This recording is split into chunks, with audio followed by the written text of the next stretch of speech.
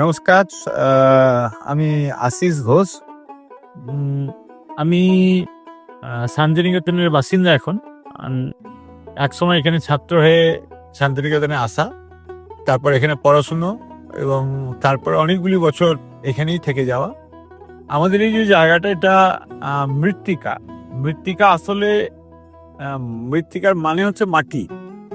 আমরা ২০০৫-এ যখন আমি এখান থেকে ছাত্র হয়ে সবে পাস করি, তখন মনে হয়েছিল যে শান্তিনিকেতনে একটা শিল্পীরা কাজ করবে, তার একটা কাজের জায়গার খুব দরকার। তো সেই মানসিকতা নিয়েই আমাদের এই স্টুডিও তৈরি করা।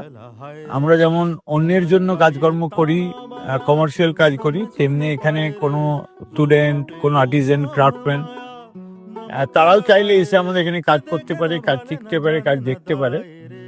আর বিগত ২০ বছর ধরে স্টুডিও মৃত্তিকার ডিফারেন্ট কালচারাল অ্যাক্টিভিটিস, বিভিন্ন রকমের যে কালচারাল বাংলার বিভিন্ন রকমের ক্রাফট কালচার রয়েছে, পুতুল নাচ, নাটক, গান, একাঙ্ক নাটক, আবৃত্তি, বিভিন্ন রকমের কালচারাল অ্যাক্টিভিটিসকে আমরা প্রমোট করে এসেছি।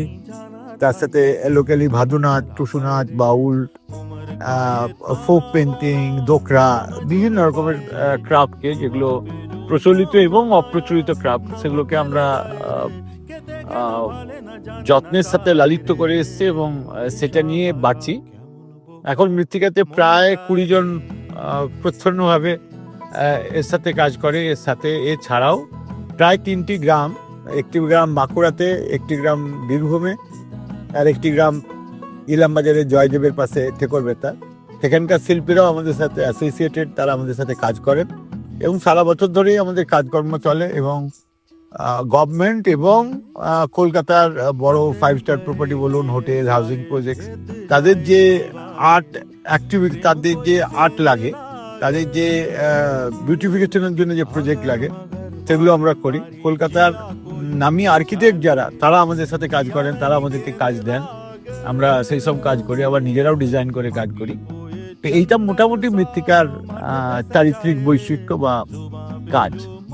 মায়া নমক লাগায় রে, কে দেখে না ভালে না জানে না দায় রে, দিশাহারা কেমন বোকা মনটা রে।